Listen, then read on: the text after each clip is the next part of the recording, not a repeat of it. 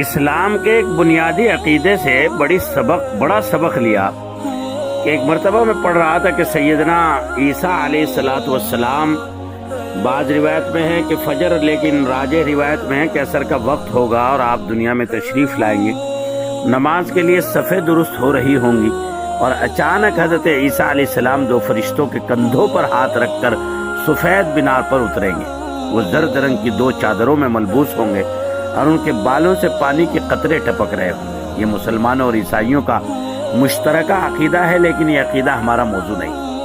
میں آپ کو آج کی آڈیو میں جو بات اور جو میسیج اور جو پیغام آپ تک پہنچانا چاہتا ہوں وہ مکالمہ ہے جو سیدنا عیسیٰ علیہ السلام اس دنیا میں تشریف دوبارہ لانے کے بعد عام لوگوں کے ساتھ پہلی بات چیت کریں گے۔ جب سیدنا حضرت عیسیٰ علیہ السلام جامعہ امیہ میں موجودہ لوگوں کو حکم دیں گے اور دمشق کی جامع مسجد سیڑھی کا بندوبست کرو، میں مینار سے نیچے اترنا چاہتا ہوں۔ یہ جملہ یاد رکھیے گا، تقریر کے اخیر تک ناظرین اور سامعین لوگ یہ مطالبہ سن کر ہنسیں گے اور عرض کریں گے، حضور آپ آسمان سے زمین پر تشریف لے آئے لیکن آپ کو مینار سے اترنے کے لیے سیڑھی چاہیے، یہ کون سی بات ہے؟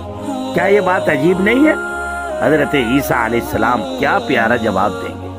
میں اس وقت عالم اسباب میں کھڑا ہوں، اور عالم اسباب میں آپ ہوں یا میں، ہم سب اسباب کے محتاج ہیں۔ یہ جملہ اس آڈیو کے اخیر تک یاد رکھیے گا تاکہ آپ کو نتیجہ سمجھ میں آ جائے۔ لوگ یہ سن کر سبحان اللہ کہیں گے، سیڑھی کا بندوبست کریں گے اور حضرت عیسیٰ علیہ السلام زمین پر قدم رنجہ فرما دیں گے۔ امام مہدی علیہ السلام کی اقتداء میں سنت محمدی کے مطابق آپ نماز ادا کریں اور دجال سے مقابلے کے لیے کھڑے ہو جائیں۔ میں نے جب کتابوں میں یہ واقعہ پڑھا تو عالم اسباب کا سارا فلسفہ اور ساری تھیوری سمجھ میں آ گئی۔ ہم مسلمان خوفناک حد تک ذہنی، نفسیاتی اور روحانی سائیکولوجیکل مغالطے کا شکار ہیں۔ ہم پوری زندگی روحانی معجزوں کا انتظار کرتے رہے اور اس انتظار میں یہ فراموش کر بیٹھے ہیں کہ حضرت موسیٰ علیہ السلام باوجود کہ کلیم اللہ تھے، وہ اپنے عصا سے سمندر کو دو حصوں میں تقسیم کر دیتے تھے، لیکن وہ بھی اپنی امت کے لیے عالم اسباب میں اسباب کے محتاج تھے۔ حضرت عیسیٰ مردوں کو زندہ کرتے تھے، لیکن یاد رکھو بزرگوں، ان کے ساتھی رومن امپائر کا اسباب کا مقابلہ نہ کر سکے، اور نبی کریم صلی اللہ علیہ وسلم اللہ کے آخری اور محبوب ترین نبی ہیں، لیکن انہیں بھی عالم اسباب میں تلوار، گھوڑے، ذرا بختر، اونٹ، پانی، خوراک اور لباس کا بندوبست کرنا پڑا۔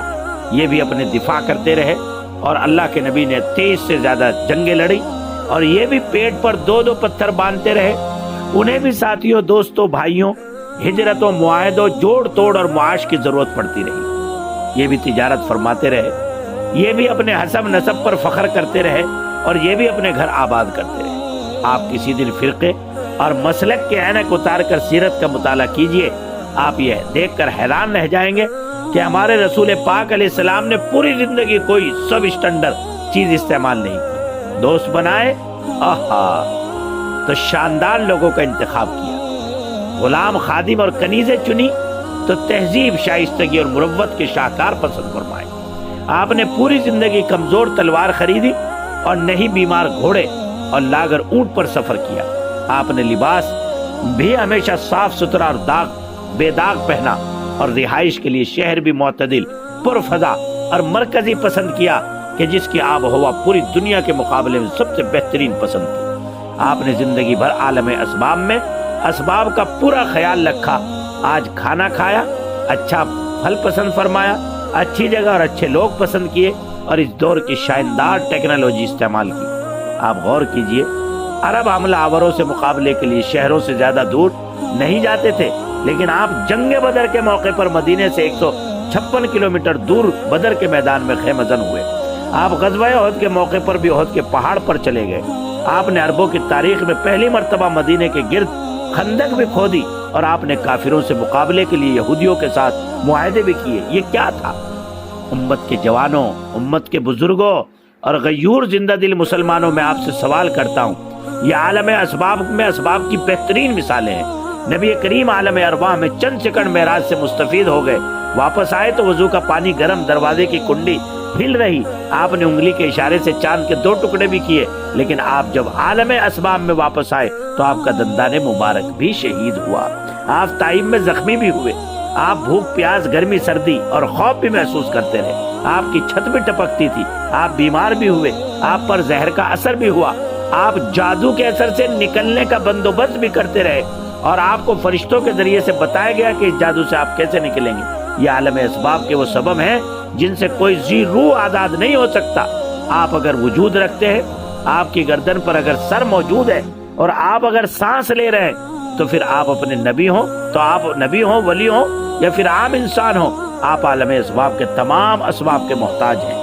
آپ کو پھر مینار عیسیٰ سے اترنے کے لیے بھی سیڑھی کی ضرورت پڑے گی، آپ کو پھر حضرت حمزہ کی شہادت بھی تکلیف دے گی، آپ پھر والدہ کی قبر پر آنسو بھی بہائیں گے، اور آپ کو پھر اچھی تلواروں، اچھے گھوڑوں، اچھے اونٹوں اور ٹرین فوج کی ضرورت بھی پڑے گی۔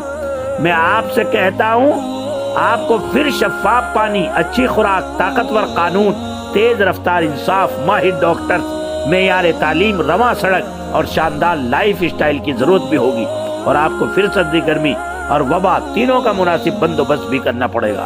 ہم اگر عالم اسباب میں ہیں تو پھر ہمیں اسباب کا انتظام کرنا ہوگا، پھر ہمیں ترقی یافتہ قوموں کی طرح سبب کو اسٹیٹ آف آرٹ بنانا ہوگا، ہمیں پھر ایسی سیڑھی کا بندوبست بھی رکھنا ہوگا جو حضرت عیسیٰ کو مینارے سے اتار دے۔ اللہ کے واسطے یہ ساری باتیں میں اس لیے کہہ رہا ہوں کہ آج مسلمان ایک بڑے مغالطے میں ہے، اور وہ یہ سمجھتا ہے وظیفے پڑھو کام ہو جائے گا، فساد ہو تو یہ وظیفہ پڑھو، وبائی بیماری ہو تو یہ وظیفہ پڑھو، اور یہ کرو وہ کرو۔ ارے بھائی، وظیفہ اللہ کی رضا کا ذریعہ ہے، بہت اونچا عمل ہے، لیکن ساری تاریخ سیرت صحابہ میں مجھے نہیں ملتا کہ نبی پاک علیہ السلام نے وظائف کے لیے صحابہ کو بٹھایا ہو۔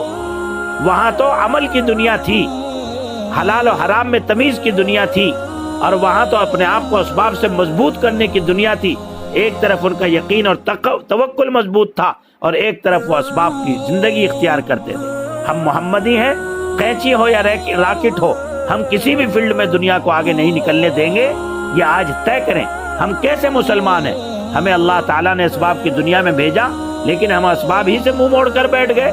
اس امت کو کون بتائے گا انسان اس عالم اسباب میں سبب کے بغیر بے سبب ہو جاتا ہے، اور بے سبب لوگ دنیا اور آخرت دونوں میں مار کھا جاتے ہیں۔ آپ کو یقین نہ آئے تو آپ حلب، برما کے مسلمانوں کو دیکھ لیجئے۔ یہ لوگ اگر عالم اسباب میں اسباب کے مالک ہوتے تو کیا دنیا میں ان کی طرف میلی آنکھ سے کوئی دیکھ سکتا تھا؟ خدا کے لیے کرنٹلی آپ اگر مسلمان ہو تو آپ عالم اسباب کو عالم اسباب مان کر اسباب کا بندوبست کرو، ورنہ دنیا میں آپ سے جینے کا حق لوگ چھین لیں گے۔ اسی بات کو آگے بڑھاتے ہوئے میں تمام مسلمانوں سے گزارش کروں گا کہ اپنے بچوں کے لیے دینی تعلیم تربیت کے ساتھ بہترین اعلیٰ تعلیم کا انتظام کیجیے، اور بہترین اعلیٰ معیار کی دین کی تعلیم بھی دیجیے، دنیا کی تعلیم بھی دیجیے۔